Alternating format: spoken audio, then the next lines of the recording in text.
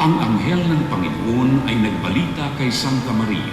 At siya'y nagiging dala ng Espiritu Santo. Aba, Ginoong Maria, napupuno ka ng grasya.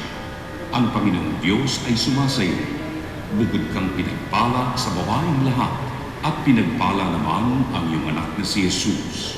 Santa Maria, Ina ng Diyos, ipanalangin mo kaming makasalanan, ngayon at kung kami mamamatay. Amen. Narito ang alipin ng Panginoon. Maganap nawa sa atin ayon sa wika mo. Aba, Ginoong Maria, napupuno ka ng grasya. Ang Panginoong Diyos ay sumasayo. Bukod kang pinagpala sa babaeng lahat, at pinagpala naman ang iyong anak na si Jesus. Santa Maria, Ina ng Diyos, ipanalangin mo kaming makasalanan, ngayon at kung kami mamamatay. Amen. At ang Verbo ay nagkatawang tao. At nakipamaya sa atin. Aba, Ginoong Maria, napupuno ka ng grasya. Ang Panginoong Diyos ay sumasayo. Bukod kang pinagpala sa babaeng lahat, at pinagpala naman ang iyong anak na si Jesus. Santa Maria, Ina ng Diyos, ipanalangin mo kaming makasalanan, ngayon at kung kami mamamatay. Amen.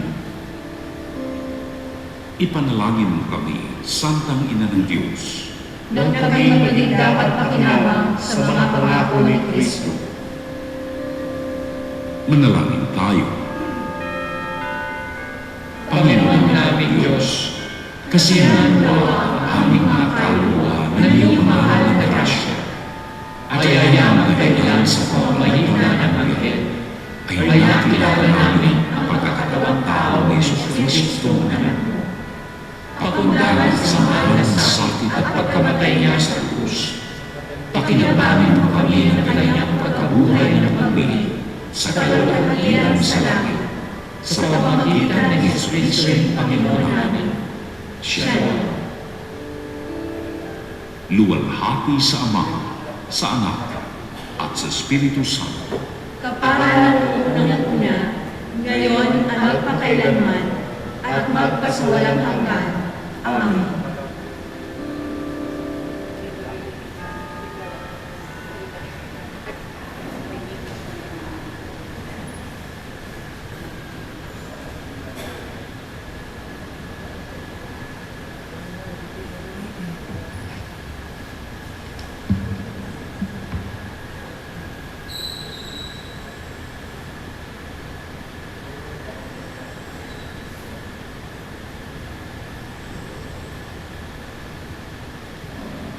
Magandang umaga po sa ating lahat, mga kapatid.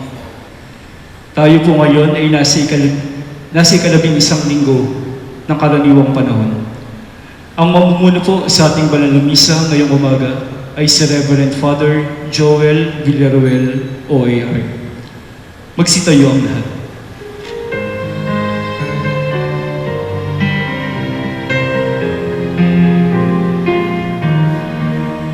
Magsiaw kayo sa Panginoon, Hallelujah. Magsiawit sa Panginoon, purihin, purihin ang kanyang pangalan. Ipahayag, ipahayag ang dulot niyang kaligtasan. Magsiawit kayo sa Panginoon, Hallelujah. Magsiawit sa Panginoon.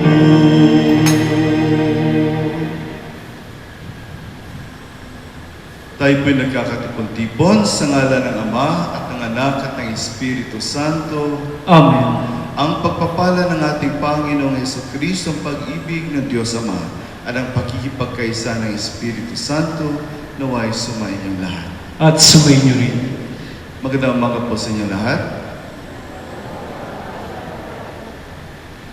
Ang kaharian ng Diyos, lahat tayo ay gusto makapasok dito. Ngunit karapat-dapat kaya tayo makapasok dito. Ngayon mga kapatid kay Kristo, tingnan natin ating sarili, aminin natin ang ating mga pagkakasala at hingin po natin ang kapatawaran ng ating Panginoon.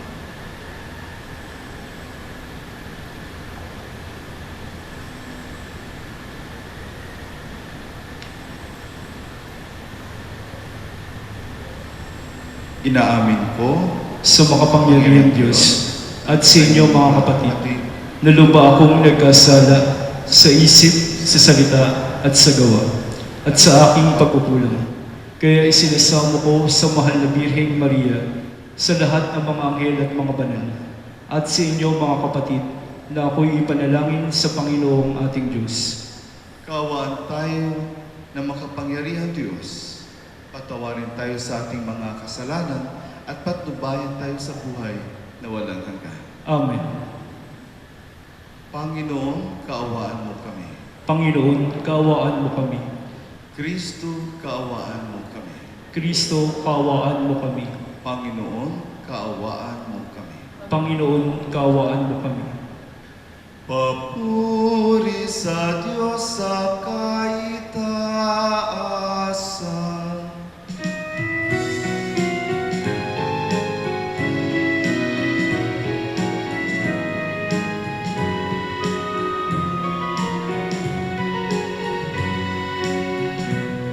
Buhay sa Diyos sa kaitaasan, kaloob sa lupa ay kapayapaan.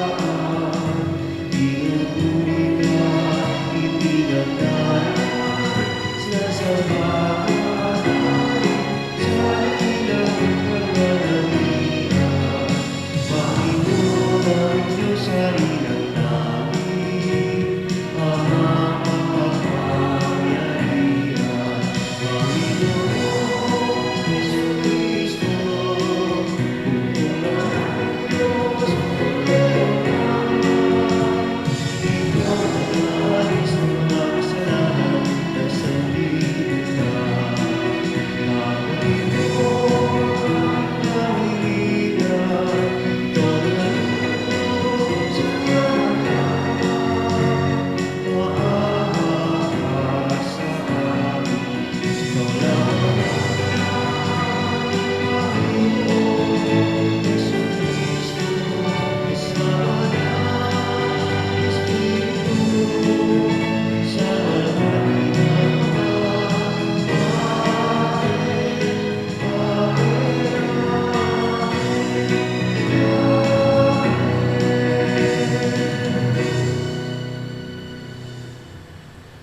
Manalangin tayo.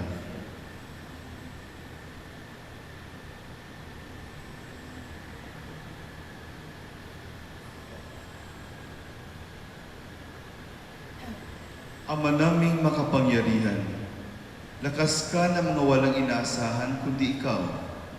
Ang pagloob namin ay iyong pagbigyan sapagkat kami mga tao lamang na pawang mahihina kapag iyong iniwanan. Kaya naman kami lagi mong tulungan upang sa pagtupad ng iyong mga kautusan, ikaw ay aming mabigyang kasiyahan sa aming iniisip at ginagawa araw-araw. Sa pamamagitan ni Jesucristo, kasama ng Espiritu Santo, magpasa walang hanggan. Amen. Magsiupo ang lahat. Inihalin tulad ni Propeta Ezekiel sa paglago ng usbong ng sedro ang pagbabalik ng Israel sa lupang pangako. Gagamitin din ni Jesus ang simbolong ito sa paglago ng paghahari ng Diyos sa ating piling. Pagbasa mula sa aklat ni Propeta Ezekiel. Ito nga ang pinasasabi ng Panginoon. Kukuha ako ng isang usbong ng sedro at aking iaayos. Ang kukunin ko'y iyong pinakamura ng pinakamataas na sanga. Itatanim ko ito sa isang mataas na bundok, sa pinakamataas na bundok ng Israel, upang lumago at mamungang mabuti at maging isang kahanga-hangang sedro. Sa gayon, lahat ng uri ng hayop ay makapaninirahan sa ilalim nito. Ang mga ibon na may makapamumugat sa mga sanga nito. Kung magkagayon, malalaman ng lahat ng punong kahoy na mapabababa ko ang mataas na kahoy at may tataas ko yaong mababa. Na matutuyo ko ang sariwang kahoy at mapananariwa ko yaong tuyong punong kahoy. Akong Panginoon ang nagsasabi nito at ito'y gagawin ko. Ang salita ng Diyos. Salamat sa Diyos. Totoong kalugod-lugod, pasalamat sa Diyos. Totoong kalugod-lugod ang magpasalamat sa Diyos. Ang magpasalamat sa Panginoong Diyos ay mabuting bagay. Umawit na lagi, purihin ang ngalang kataas-taasan. Pag-ibig niyang wagas ay dapat ihayag kung bukang liwayway. Pagsapit ng gabi, ang katapatan niya'y ihayag din naman. Totoong kalugod-lugod ang magpasalamat sa Diyos. Katulad ng palma, ang taong matuwid, tatatag ang buhay. Parang mga sedro, kahoy sa Libano, lalagong mainam. Parang punong kahoy na doon natanim sa tahanan ng Diyos. Sa banal na templo, ito ay lalago na nakalulugod. Totoong kalugod-lugod ang magpasalamat sa Diyos. Tuloy ang pagbunga kahit na ang punong ito ay tumanda. Lunti at matatag at ang dahon nito ay laging sariwa. Ito'y patotoo na ang Panginooy tunay na matuwid. Siya kong sanggalang, matatag na batong, walang bahid dungis. Totoong kalugod-lugod ang magpasalamat sa Diyos. Pinalalakas ni San Pablo ang loob ng mga taga-Korinto sa gitna ng mga pagsubok at kaguluhan. Hindi siya nasisiraan ng loob sapagkat buo ang tiwala niya kay Kristo. Pagbasa mula sa ikalawang sulat ni Apostol San Pablo sa mga taga-Korinto. Mga kapatid, laging malakas ang aking loob. Alam ko na habang tayo'y nasa tahanang ito, ang ating katawan, hindi mapapasa atin ang tahanang galing sa Panginoon. Namumuhay ako ayon sa pananalig sa Diyos, hindi sa mga bagay na nakikita. Malakas nga ang loob kong iwan ang katawang ito na aking tinatahanan upang manirahan sa piling ng Panginoon. Kaya naman, ang pinakananais ko ay maging kalugod-lugod sa Kanya, sa tahanang ito o doon man sa langit. Sapagkat bawat isa ay haharap sa hukuman ni Kristo upang tumanggap ng kaukulang ganti sa Kanyang ginawa. Mabuti man o masama, nang siya'y nabubuhay pa sa daigdig na ito. Ang salita ng Diyos. Salamat sa Diyos. Magsitayo ang lahat.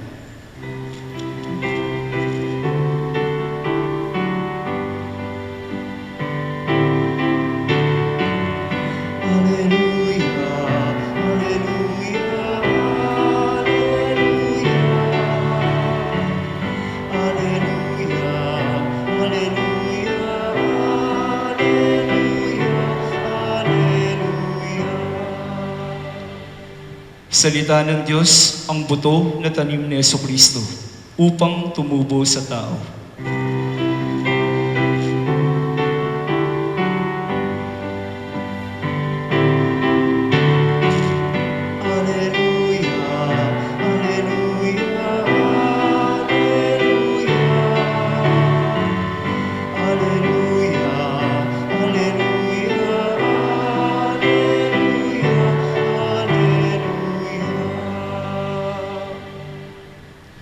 Sumainyo ang Panginoon. At sumainyo rin. Ang mabuting balita ng Panginoon ayon kay San Marcos. Papuri sa iyo, Panginoon. Noong panahong iyon, sinabi ni Jesus sa mga tao, ang paghahari ng Diyos ay may tutulad sa isang naghahasik ng binhi sa kanyang bukid. Pagkatapos niyon, magpapatuloy siya sa kanyang pang-araw-araw na gawain. Tutubo at lalago ang binhi nang hindi niya nalalaman kung paano. Ang lupay siya nagpapasibol at nagpapabunga sa mga pananim. Usbong muna, sa kauhay, na pagkatapos ay may hitik sa mga butil. Pagkahinog ng mga butil, agad itong ipagagapas sapagkat dapat nang anihin. Saan natin ihahambing ang paghahari ng Diyos? Sabi pa ni Jesus. Anong talinghaga ang gagamitin natin upang ilarawan ito? Tulad ito ng butil ng mustasa na siyang pinakamaliit sa lahat ng binhi. Kapag natanim na at lumago, ito'y nagiging pinakamalaki sa lahat ng puno ng gulay. Nagkakasanga ito ng malalabay. Ano pat ang mga ibon ay nakapamumugad sa mga sanga nito. Ang salita'y ipinangaral ni Jesus sa kanila sa pamamagitan ng maraming talinghagang tulad nito ayon sa makakaya ng kanilang pangunawa. Hindi siya nangaral sa kanila nang hindi gumagamit ng talinghaga, ngunit ipinaliwanag niya ng sarilinan sa kanyang mga alagad ang lahat ng bagay. Mga kapatid ko kay Kristo, ang mabuting balita ng ating Panginoon. Pinuri ka namin, Panginoong Hesukristo. Magsiupo ang lahat. Okay lang ba kayo? Okay lang? Yung katabi nyo, okay lang? Hindi ba yan umiiyak? Nakangiti ba? Hindi nyo alam kung nakangiti ano. Mahirap. Mahirap sabihin nakangiti ba o hindi. Ang importante, imagine nyo na lang na nakangiti siya sa inyo. Mas maganda yun. So mga kapatid ko kay Kristo, one time po may grupo kami ng mga pari na nagkaroon kami ng reunion. Dinivide kami sa maliliit na grupo at sa grupo po namin mayroong isang katanungan. Ang katanungan ay, ano ba daw ang pinakakatakutan namin na mawala sa amin? No? Kung itatanong ko yan sa inyo, mayroon bang isang bagay o dalawang bagay na pinakakatakutan mong mawala sa iyo? Siguro marami, no? Siguro marami. Baka may sabihin mo, yung trabaho, no? Yung health, no? Ang kalusugan, no? Marami tayong mga iniisip. Sabihin, mawala sa akin yung aking sasakyan, mawala sa akin ang aking bahay, ganun, no? So, marami kami mga sagot. Ang kadalasan ng mga sagot ay ayaw naming mawala sa amin ang aming pagkapari. We are ordained at mahal na mahal namin pagkapari namin, ayaw namin mawala sa amin yun. So, nakakatakot para sa amin na mawala yung pagkapari namin. May iba naman na nagsabi na ang pinakakatakutan daw ay ang kanyang kapayapaan. Gusto niya lagi siyang at peace. Sino ba naman na ayaw ng kapayapaan? Ayaw ng kalayaan, may iba nagsabi. No? Ayaw nilang dinidiktahan, ayaw nilang nakukulong. No? Gusto nila ay laging malaya. Natural naman. No? Na talagang kinakatakutan natin na mawala sa atin yung ating tinatawag na kalayaan. Tapos may mga iba naman nagsasabi na pamilya. Napaka-importante sa kanila ang pamilya. No? Yung iba nagsabi naman, ayaw nilang mawala sa kanila ang kanilang dangal. Ang dignidad nila ay nilang mawala. Ang pangalan, no? Napaka-importante sa kanila ang kanilang pangalan. So marami pong mga kasagutan, no? Kasama na po yung kalusugan, lahat, no? So mayroong nagsabi po na, sabi niya, mahalaga naman yung pagkapari ko, mahalaga naman yung pamilya ko, mahalaga naman yung kalayaan ko, mahalaga naman yung pagmamayari ko, no? Pero isang bagay ang talagang sobrang takot ko na mawala sa akin at huwag sanang mawala sa akin. Alam po niyo kung ano yon? Ito yung gospel natin ngayon. Sabi po niya, takot akong mawalan ng karapatan na mapabilang sa kaharian ng Diyos. Yun talagang kinakatakot niya. At lahat kami nakatingin sa Kanya, tumango na lang kami. Dahil sabi namin, tama nga naman. No? We are here in this world, naglalakbay lang po tayo, manlalakbay lang po tayo dito sa mundo. Sa kaharian ng Diyos, ang talagang destinasyon nating lahat. Ang kaharian ng Diyos, ang talagang dapat sa atin.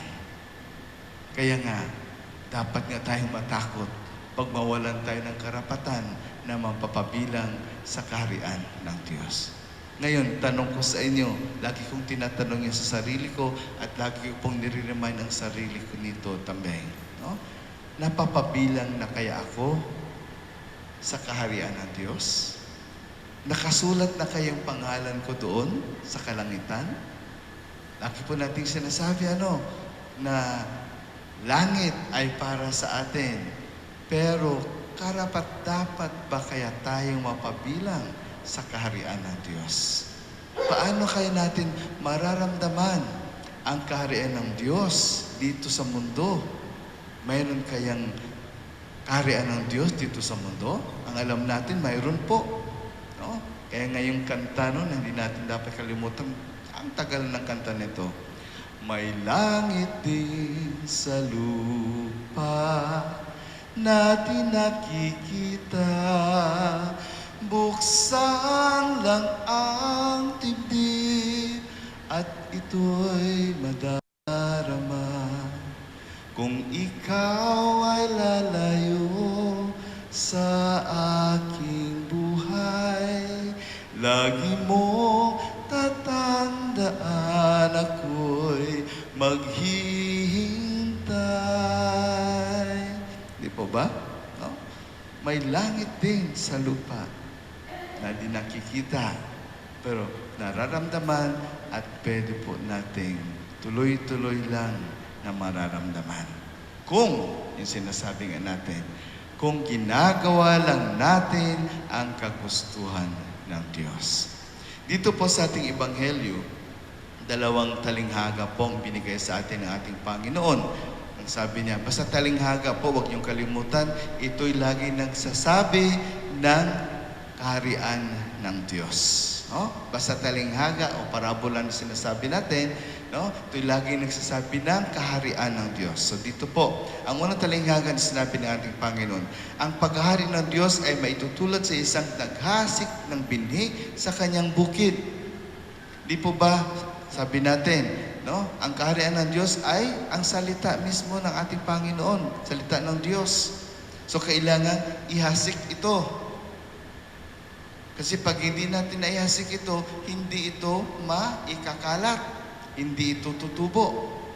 Pero, ang sabi nga, magpapatuloy siya sa kanyang pang-araw-araw na gawain. Yung naghahasik, yung magsasaka. Ibig sabihin po, ang kaharian ng Diyos ay hindi po gawa ng tao. Ito po ay galing sa Diyos, isang grasya na galing sa Diyos. Ito po ay isang gift o regalo na galing sa Diyos. Hindi ito produkto ng tao. Hindi pwede sabihin na, gawa ko yan. Hindi po natin gawa itong kaharian ng Diyos. Ito'y galing sa ating Panginoon. Ito'y galing sa Diyos. Ito'y binigay sa atin, di grasa yung sinasabi. Pag sinabing di grasa, libre po, hindi natin binibili. No? Hindi po natin binibili. Regalo po ito sa atin ng ating Diyos. So yan ang kaharian ng Diyos. Ang pangalawa pong sinabi sa atin ng ating Panginoon, ay tulad ito ng butil ng mustasa. Pag sinabing mustasa, siguro kaagad-agad naisip ninyo yung inuulam natin, na parang pechay. No? Hindi po ito ang sinasabi dito na mustasa. Kaya sabihin paano maging malaking puno? So yung mustasa na alam natin ay tinatawag ting mustard leaves, no? Mustard green. Pero ang sinasabi po dito sa atin ng ating ebanghelyo ngayon ay isang tanim, isang punong kahoy. Dahil meron din pong tinatawag na mustard tree. At ito po ay sa Persia, yung Iran ngayon. Diyan daw po gagaling ang tanim na ito. Hindi ko pa nga nakikita personally, no? Yung puno ng mustard, pero nakikita ko na po sa mga pictures ang lalaking puno pala nito, parang akasya. Napakalaki, no? So, pero ano po ito? Butil na napakaliit. Yung butil na napakaliit na pag itinanim po ay tutubo at magiging napakalaking punong kahoy. At yan din po nahihintulad ang kaharian ng Diyos. Huwag po nating maliitin yung mga maliliit. Ang sabi natin lagi, no? Di natin alam po ang potential ng isang tao. Di po tayo pwede mag-discriminate ng mga matatanda. Di natin pwede discriminate ang mga bata. Di natin pwede discriminate yung mga mahihirap. No? Dahil po, sila ay napakalaki sa kaharian ng Diyos, yung sinasabi natin. No? So yan, ang kaharian ng Diyos. Ang kaharian ng Diyos ay parang mga binhi na kailangang ihasik. At ang kaharian ng Diyos ay tulad ng isang napakaliit na butil. It is being considered as the smallest daw na butil. No? Pero, pag lumaki naman ay napakalaking punong kahoy. Ngayon po mga kapatid ko kay Chris, ang tanong natin, paano nga ba tayo mapapabilang sa kaharian ng Diyos? Paano? Dito sa mundo tulad ng kanta, no? The heaven, the kingdom of God is being inaugurated in this world. Sinimula na po dito sa mundo ang paghahari ng Diyos, ang kaharian ng Diyos. So tatlong bagay po na napaka-importante na dapat nating isa-isip lagi. Unang-una po, gusto mong mapabilang sa kaharian ng Diyos, kailangan po ng conversion and repentance. Lagi po natin yung sinasabi, di po ba? Lenten season, lagi natin sinasabi yan. Repentance and conversion. Repentance, pagsisisi. Dahil tayo mga kapatid ko kay Kristo, ang dami mga magagandang bagay na dapat natin gawin, mabubuting bagay na dapat natin gawin, pero pinipili pa rin natin ang mga masasamang bagay na gawin. Kala natin yan ang tunay nating kaligayahan. No? Binibigyan na tayo ng pagkakataon ng ating Panginoon para masabi natin, ako ay tagasunod ni Kristo dahil ginagawa ko ang kagustuhan ng ating Panginoon. Pero kadalasan po, pinipili pa rin natin ang magkasala. Hindi tayo marunong gumamit ng ating kalayaan. Lagi nating sinasabi, gusto kong maging malaya. Pero pinipili pa rin nating maging alipin ng ating kasalanan. So, repentance. Magsisi tayo ng mga kasalanan natin. Conversion, pagbabagong buhay. Lagi po tayong hinahamok ng ating simbahan. Lagi po tayong ini-encourage ng ating simbahan na dapat magbagong buhay na tayo. Pero kadalasan po, nakasanayan na natin ang pagkakasala natin. Ibang sinasabi natin na maliliit nating mga tinitame natin ng mga bagay-bagay sa buhay natin. Yung mga, sabi nga natin, nakasanayan na natin gawin. Kaya ang hirap nating iwasan ang mga ito, ay hirap para sa atin na iwanan ang mga ito. No? Kaya po, sabi nga natin, mahirap ang magbagong buhay. Ang pagbabago ay napakahirap dahil kung minsan sinasabi natin, napakasakit gawin ito at parang napaka-imposibleng gawin ito. Yung nga sinasabi, matanda na ako, ganito na lang ako. Nasanay na ako ganito, hayaan mo na akong ganito. Kaya kung minsan, napakahirap po na pumasok sa atin ang kagustuhan ng Diyos. Mahirap na pumasok sa buhay natin, sa sistema natin, ang tunay na pagmamahal, ang tunay na pagpapatawad dahil nasanay na tayo na mabuhay na may puot, nasanay na tayo mabuhay na may inggit, nasanay na tayo mabuhay na makipagchismisan, nasiraan ng ating kapwa. Parang nasanay na tayo ng ganun. Kaya sabi nga natin, ay, mamamatay na lang ako ng ganito siguro. Hindi po. Lahat ng hindi dapat napapabilang sa atin, lahat ng hindi dapat parte ng buhay natin, lahat ng hindi dapat bahagi ng buhay natin, lahat ng hindi kaya-aya sa mata ng Diyos, dapat po nating baguhin. Oh? So, gusto mong mapapabilang sa kaharian ng Diyos? Magbago ka at magsisi ka sa mga kasalanan iyong ginawa. Pangalawa po, na napaka-importante para mapabilang tayo sa kaharian ng Diyos. Tuwing baptism, si brother natin dito, lagi nagbibigay ng seminar sa pagbibinyag, ano? Pero iwan ko na lang kung sino nakikinig, ano? Lagi po na lang po namin na ano, mga ninong at ninang, ganito, ganyan. Parang ang mga ninong at ninang talagang ngayon lang pumapasok sa simbahan dahil may pipinyagan. Pagkatapos ng binyag, hindi mo na naman makikita sa simbahan. No? So, yung responsibilidad bilang ninong at ninang hindi na nagagawa. Okay. So, kung itatanong ko sa inyo, naaalala ba ninyo ang gospel, ang binabasa, no? Sa pagbibinyag? Kung hindi nyo naalala, i-remind ko po sa inyo. Ha? Ang sinasabi po sa gospel lagi, na gusto lumapit ng mga bata kay Jesus upang pagpalain sila, bendisyonan sila, pero inaharang sila ng mga apostoles. At ano sabi ni Jesus? Huwag niyong sawayin na lumapit sa akin ang mga bata. Huwag silang hadlangan na lumapit sa akin dahil para sa kanila ang kaharian ng Diyos. At sinabi pa ni Jesus, ang sino mang hindi tumatanggap sa kaharian ng Diyos, tulad ng isang maliit na bata, ay hindi mapapabilang dito.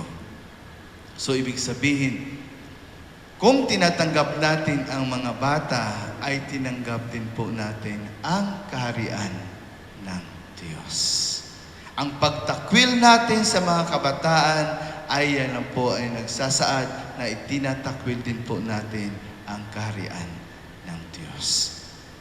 At ang mga bata na sinasabi natin dito, hindi lang po yung mga batang paslit, hindi lang po yung mga maliliit, mga nilikha ng Diyos, ngunit ang mga mahihina din po sa ating lipunan. Ang mga may sakit, ang mga matatanda, ang mga mahihirap, ang mga hindi maayos na pag-iisip, mga maliliit din po sila na tawagin natin. At kung hindi natin sila tinatanggap, at kung hindi natin sila minamahal ng tunay, hindi po tayo napapabilang o mapapabilang sa kaharian ng Diyos. So gusto mong mapabilang sa kaharian ng Diyos? Tanggapin mo, mahalin mo ang mga maliliit nating kapatid, ang mga bata, mga matatanda, mahihirap, mga may sakit na kailangan ng tulong natin. Diyan din po natin makikita, no? Yung charitable work natin. At ang pangatlo po, very obvious na, lagi ko pang sinasabi kanina, gawin po natin ang kagustuhan ng Diyos. Gawin po natin ang kagustuhan ng Diyos. At napakadali pong maalala at malaman ang kagustuhan ng Diyos. Magmahalan po tayo. Magmahalan po tayo, irespeto at igalang natin ang karapatan ng bawat isa. Wag po nating supilin ang ating mga kapatid. Huwag po nating i-discriminate ang ating mga kapatid. Ibigay po natin ang karapatan ng bawat isa. Tayo po ay binibigyan ng talento, tayo po ay binibigyan ng mga magagandang bagay galing sa ating Panginoon bilang mga tagasunod niya. grasya at regalo po galing sa ating Panginoon. Huwag po naman po nating ipagkait sa ating mga kapatid. Ihasik po natin ang binhi ng kabutihan. Ihasik po natin ang binhi. Ipalagana po natin ang salita ng Diyos sa ating kapwa. Nang sa ganun po, patuloy nalalago ang kaharian ng Diyos sa kolaborasyon po natin. Yung sinasabing ito'y galing sa Diyos, hindi po produkto ng tao ang kaharian ng Diyos. Hindi po ito gawa natin, but we can collaborate. Yung nga sinasabi, no? We can collaborate para sa paglago ng kaharian ng Diyos. Magkasama tayo dito, yung nga sabi, kapit pising, kapit kamay. Sabay-sabay po tayong sa ating paglalakbay tungo sa magandang buhay, tungo sa kaligayahang walang katapusan, tungo sa buhay na walang hanggan, tungo sa kaharian ng Diyos. Ikaw, ako, tayong lahat. Amen.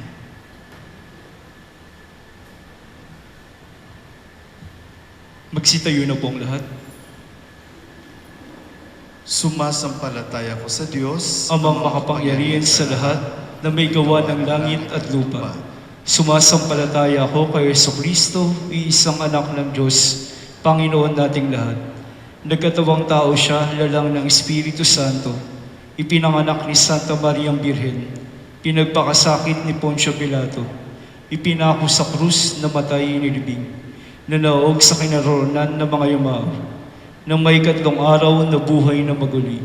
Umakyat sa langit, naluluklok sa kanan ng Diyos, amang makapangyarihan sa lahat. Doon magmumulang paririto at uhukom sa nangabubuhay at nangamatay na tao. Sumasampalataya naman ako sa Diyos Espiritu Santo, sa banal na simbahang Katolika, sa kasamahan ng mga banal, sa kapatawaran ng mga kasalanan, sa pagkabuhay ng nangamatay na tao, at sa buhay na walang hanggan. Amen. isamo natin sa Ama ang patuloy na paglago ng paghahari ng Diyos dito sa lupa. Ang paghahari ng katarungan, kapayapaan, pagkakapatiran, at pag-ibig. Idalangin natin, Panginoon, dinggin mo ang aming panalangin. Panginoon, dinggin mo ang aming panalangin. Patuloy nawang lumago ang simbahan, ang pamayanan ng Diyos sa pangangaral at pagiging saksi sa pag-ibig ng Diyos sa lahat ng tao. Manalangin tayo. Panginoon, dinggin mo ang aming panalangin. Lagi nawang maging masigasig ang mga pinuno ng simbahan sa kanilang pagsisikap na may tanim ang salita ng Diyos sa puso at isipan ng mga tao. Manalangin tayo. Panginoon, dinggin mo ang aming panalangin. Gamitin nawa ng mga namumuno sa pamalaan ang kanilang kapangyarihan tungo sa tapat at epektibong paglilingkod sa mamamayan. Manalangin tayo. Panginoon, dinggin mo ang aming panalangin. Gamitin nawa ng mga nagtatrabaho sa media ang kanilang tungkulin sa pagpapahayag ng katotohanan ng walang kinikilingan at para sa kabutihan ng bayan. Manalangin tayo. Panginoon, dinggin mo ang aming panalangin. Makadama nawa ng pag-asa ang mga may sakit, mga nanghihingalo, mga mahihirap at mga biktima ng pang-aabuso sa tulong ng kanilang komunidad at ng mga mahal nila sa buhay. Manalangin tayo. Panginoon, dinggin mo ang aming panalangin. Ama namin, dinggin mo ang aming mga kahilingan at gawin mo kaming karapat-dapat sa mga pagpapala mo. Alang-alang kay Kristo, aming Panginoon. Amen. Magsiupo ang lahat.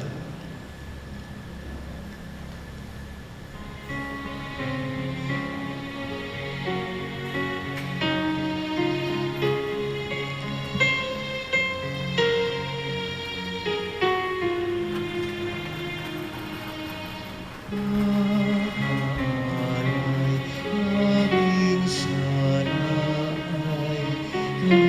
ramdam mo, isang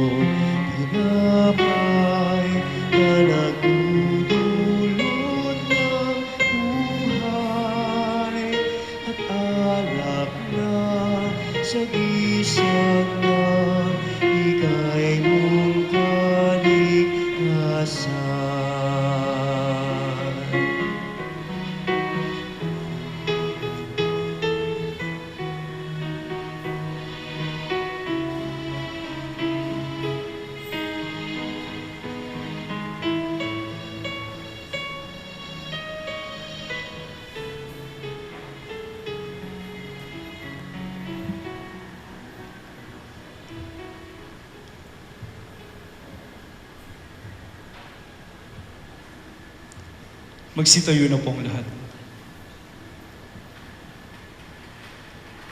Manalangin kayo mga kapatid upang ang ating paghahain ay kalugdan ng Diyos, Amang makapangyarihan. Tanggapin nawa ng Panginoon itong paghahain sa iyong mga kamay, sa kapulihan niya at karangalan, sa ating kapakinabangan at sa buong isang bayanan niyang banal. Ama naming lumikha, kami ginawa mong may angking katauhan na dapat pakanin at pangalagaan, at iyong dinudulutan ng banal na pakikinabang. Ipagkaloob mong kami huwag magkulang sa mga iniuukol mo sa aming kapakanan. Sa pamamagitan ni Jesucristo kasama ng Espiritu Santo, magpasawalang hanggan. Amen. Sumainyo ang Panginoon. At sumayin niyo rin. Itaas sa Diyos ang inyong puso at diwa. Itinaas na namin sa Panginoon. Pasalamatan natin ang Panginoong ating Diyos. Marapat na siya ipasalamatan. Ama naming makapangyarihan, tunay ngang marapat na ikaw ay aming pasalamatan, na sa iyo ang aming buhay, pagkilos at pag-iral. Sa pamumuhay namin araw-araw, tinatamasa namin ang iyong pagmamahal.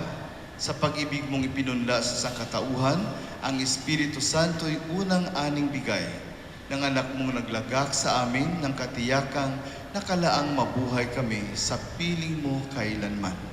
Kaya kaisa ng mga anghel na nagsisiawit ng papuri sa iyo nang walang humpay sa kalangitan, kami nagbubunyi sa iyong kadakilaan.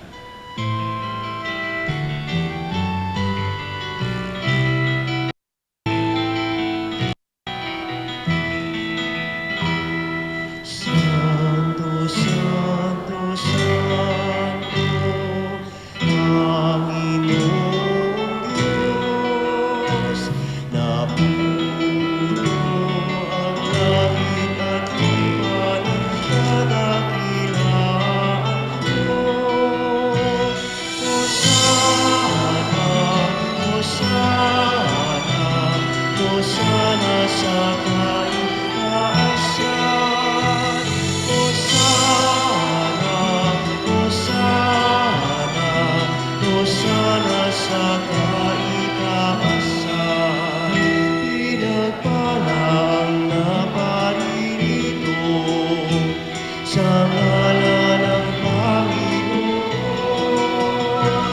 Hosana, Hosana, Hosana sa kaitaasan. Hosana, Hosana, Hosana sa kaitaasan.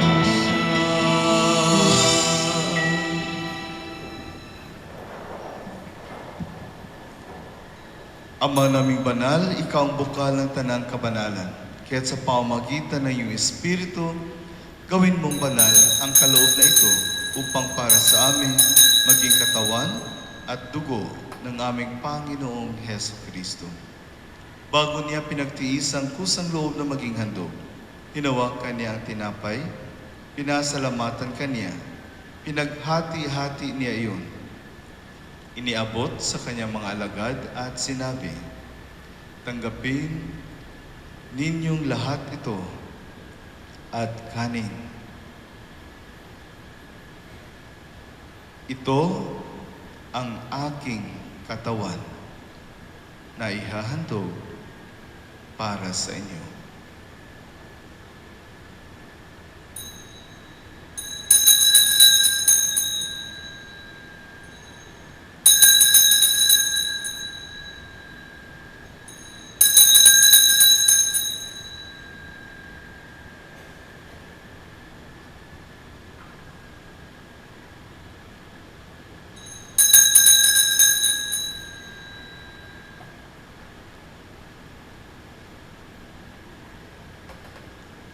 Gayun din naman nung matapos ang hapunan, hinawakan niya ang kalis, muli kanyang pinasalamatan.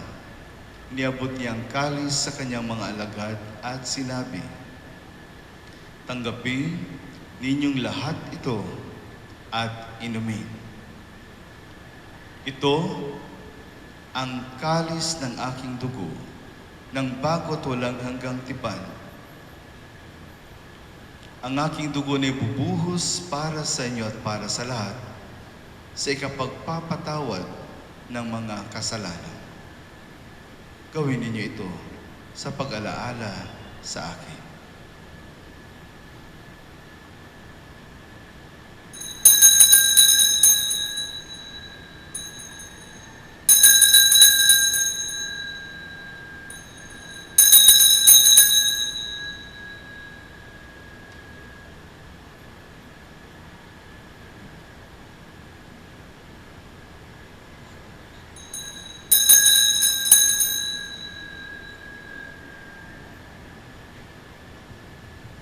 Ang misteryo ng pananampalataya. Si Kristo ay gunirain, sarili ay inihain, bilang makaitinuri, pinagsasaluha natin, hanggang sa siya'y dumating, hanggang sa siya'y dumating. Ama, ginagawa namin ngayon ang pag-alala sa pagkamatay at muling pagkabuhay ng iyong anak.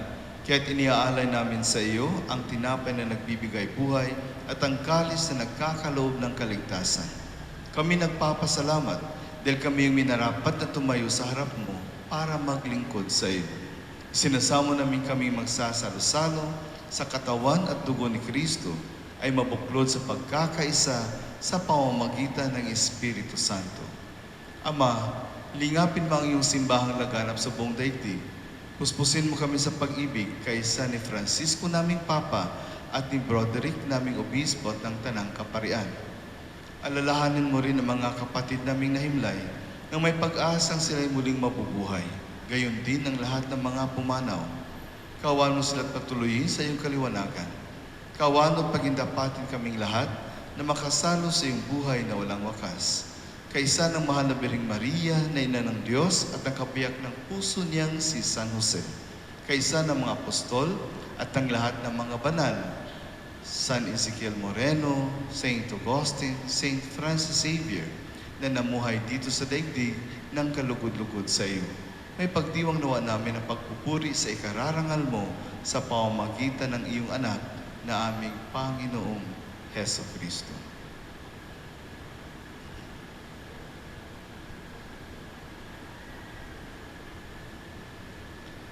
Sa pamamagitan ni Kristo, kasama niya at sa Kanya, ang lahat ng parangal at papuri ay sa iyo, Diyos Ama, makapangyarihan, kasama ng Espiritu Santo, magpasa walang hanggan.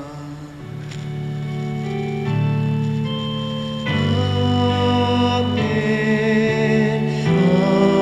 Amen. Amen.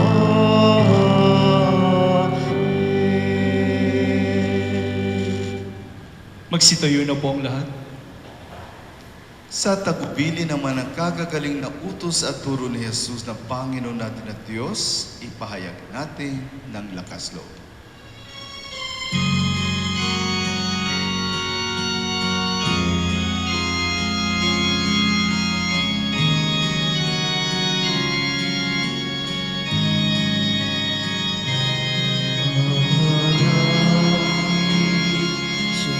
Sumasalangit ka sa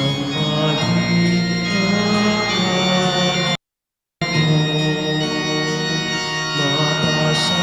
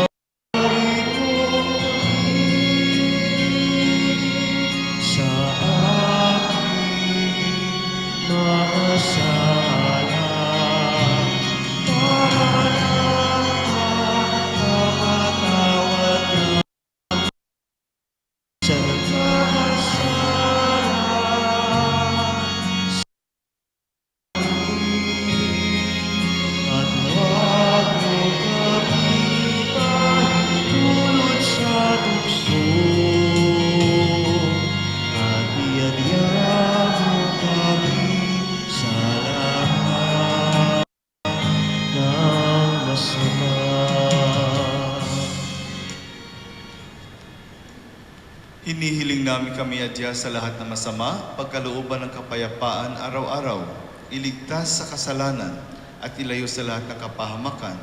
Samantalang aming pinananabikan ang dakilang araw ng pagpapahayag ng tagapagligtas naming si Heso Kristo. Sapagkat iyo ang kaharian, ang kapangyarihan at ang kapurihan magpakailanman. Amen. Panginoong Heso Kristo, sinabi mo sa iyong mga apostol, kapayapaan ang iniiwan ko sa inyo, ang aking kapayapaan ang ibinibigay ko sa inyo. Tunghayan mo ang aming pananampalataya at huwag ang aming pagkakasala. Pagkalooban mo kami ng kapayapaan at pagkakaisa ayon sa iyong kalooban. Kasama ng Espiritu Santo, magpasawalang hanggan. Amen. Ang kapayapaan ng Panginoon ay laging sumainyo. At Gaya ng kapayapaan sa isa't isa.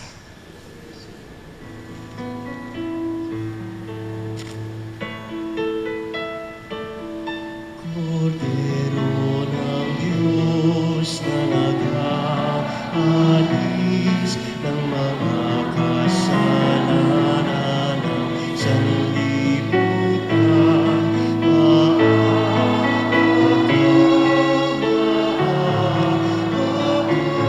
sa amin.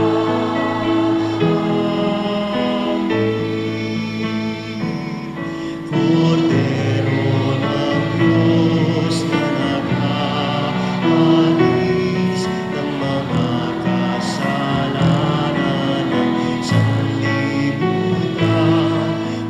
Cordero ng Diyos na nag-aalis ng mga kasalanan ng sanlibutan, ipagkaloob mo sa amin ang kapayapaan.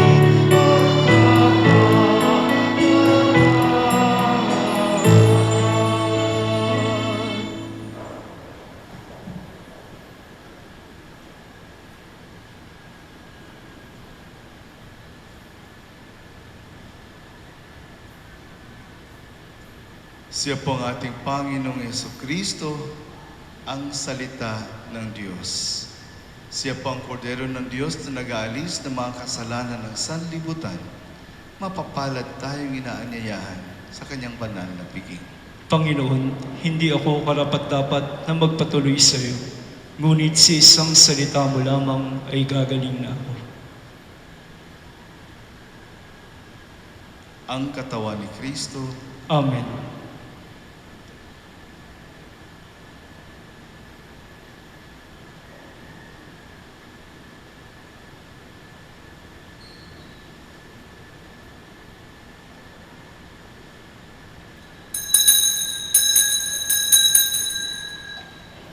Magsiupo muna po ang lahat.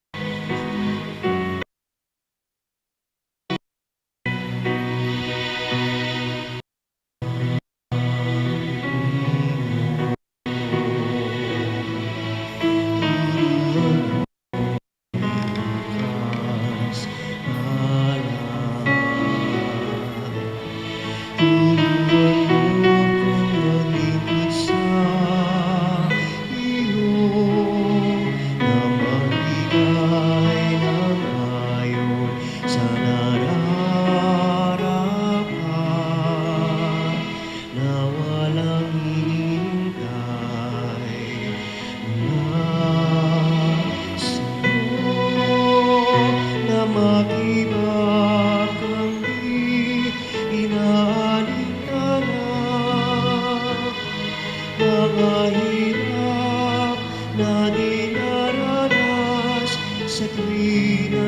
magtitsikap na hindi umahanap ng kapalit na kaginhawaan. Naging nag-iingat, hindi ang aking kapatid, na ang loob ko'y siya sinusundan.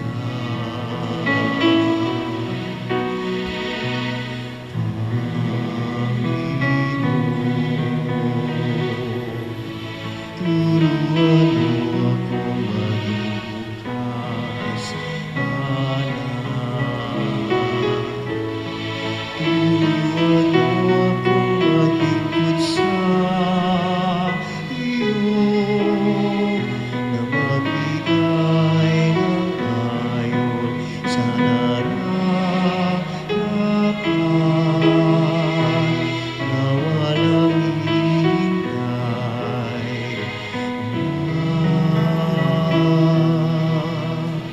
sa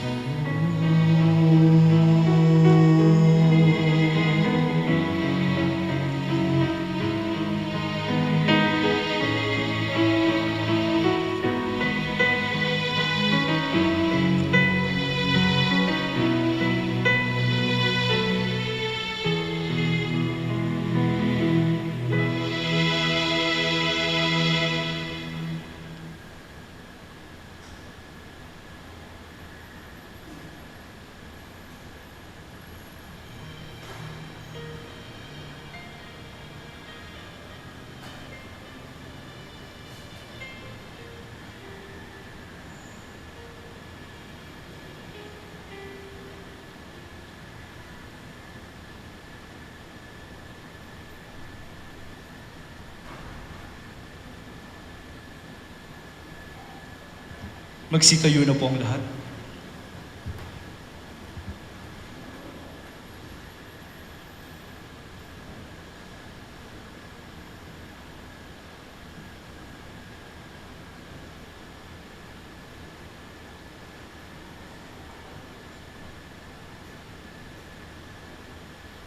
Manalangin tayo.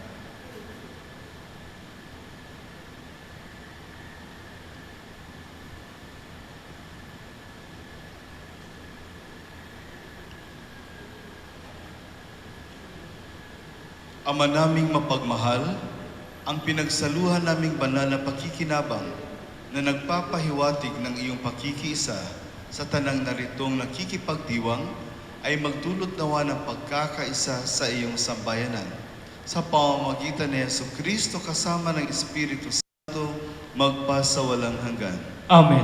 Magsiupo muna po ang lahat para sa mga paalala.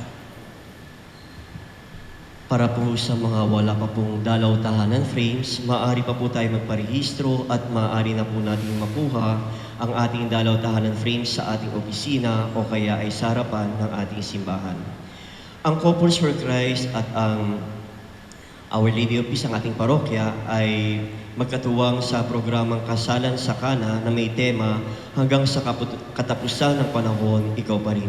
Layunin ng programang ito na magkaroon ng renewal of vows ang mga mag-asawang kasal sa simbahan at ang renewal of commitment to family and life ng mga handmaids at singles for Christ.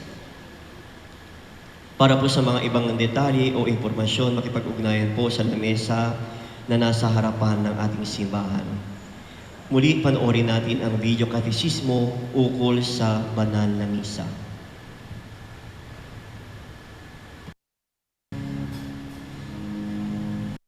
Alam mo ba kung ano ang banal na misa at ang mga bahagi nito? Para sa ating mga Katoliko, ang banal na misa ay ang pinakamahalaga at pinakamataas na uri ng panalangin. Ayon sa doktrina ng Simbahang Katoliko, ang pagdalo sa misa at ang pakikibahagi sa komunyon ay isang obligasyon at kailangan gawin ito linggo-linggo o sa mga banal na araw ng obligasyon. Ang misa ay nahati sa dalawang bahagi, ang liturhiya ng salita ng Diyos at ang liturhiya ng banal na komunyon. Ang liturhiya ng salita ng Diyos sa mga simpleng araw ay karaniwang binubuo lamang ng isang pagbasa, salmong tugunan at ng ebanghelyo. Subalit tuwing araw ng linggo at sa mga mahalagang araw na pagdiriwang ng ating simbahan, ito ay binubuo ng dalawang pagbasa, isa mula sa lumang tipan at isa mula sa bagong tipan. Ang salmong tugunan, pagbasa ng ebanghelyo mula sa 4 na ebanghelista na sina Mateo, Marcos, Lucas at Juan. Sinusundan ito ng humilya o sermon at ang panalangin ng bayan na tinatawag ding mga petisyon. Ang pinakasentro ng banal na misa ay ang ikalawang bahagi nito, ang liturhiya ng banal na komunyon, kung saan tayo ay nakikibahagi sa katawan at dugo ni Kristo sa anyo ng tinapay at alak na ating tinatanggap. Ang banal na komunyon ay isang handog dahil ipinapahayag nito ang paghahandog ni Kristo sa krus at ito ang alaala at bunga nito. Ang mga katesismo ito ay hatid sa atin ng ating Katekista 21 at ng Parokya ng Birhen ng Kapayapaan at mabuting paglalakbay ng magsitayo ang lahat.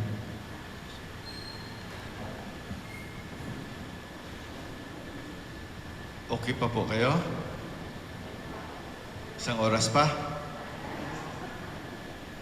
Sumainyo ang Panginoon At sumayin niyo rin. at pagpalain kayo ng makapangyarihan Diyos, Ama at Anak at Espiritu Santo. Amen. Humayo kayong taglay ang kapayapaan ni Kristo. Salamat sa Diyos.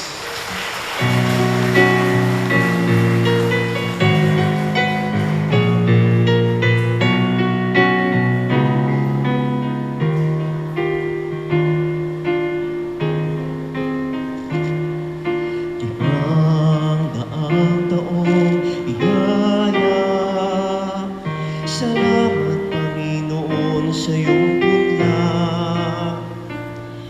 Misyong kaloob sa aming puso, aming sarili ay aming handog, laging tapat at laging tugon, naririto handa kami, Panginoon. Kami tayo sa iba't ibang dako, hatid ang iyong salita at paglilingkod.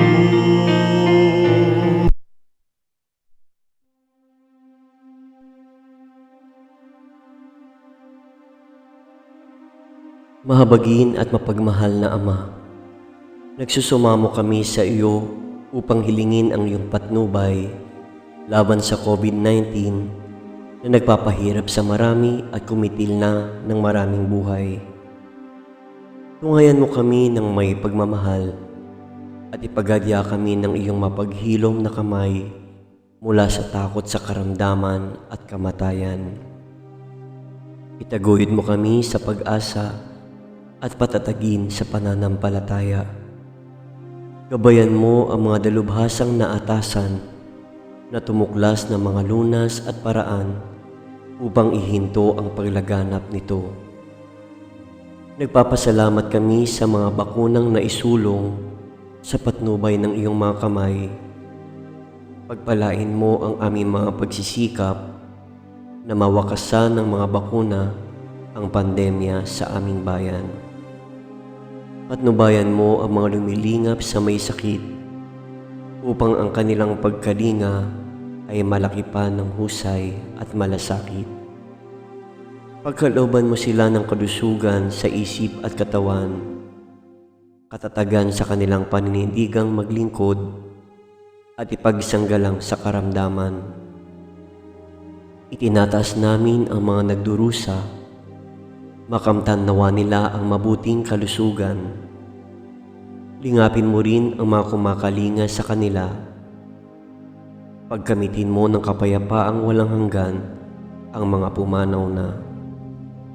Pagkalooban mo kami ng biyaya na magtulong-tulong tungo sa ikabubuti ng lahat.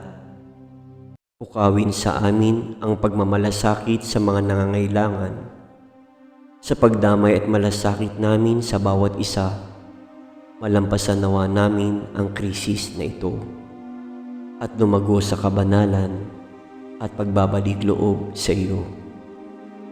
Hinihiling namin ito sa pamamagitan ni Jesucristo na nabubuhay at naghaharing kasama mo at ng Espiritu Santo, iisang Diyos, magpasawalang hanggan. Amen. Dumudulog kami sa iyong patnubay, mahal na Ina ng Diyos. Pakinggan mo ang aming makahilingan sa aming pangangailangan at ipagaliya mo kami sa lahat ng kasamaan. Maluwalhati at pinagpalang Birhen. Amen. Mahal na Birhen, mapagpagaling sa may sakit, ipanalangin mo kami. San Jose, ipanalangin mo kami. San Rafael Arcangel, ipanalangin mo kami. San Roque, ipanalangin mo kami. San Lorenzo Ruiz, ipanalangin mo kami. San Pedro Calungsod, ipanalangin mo kami.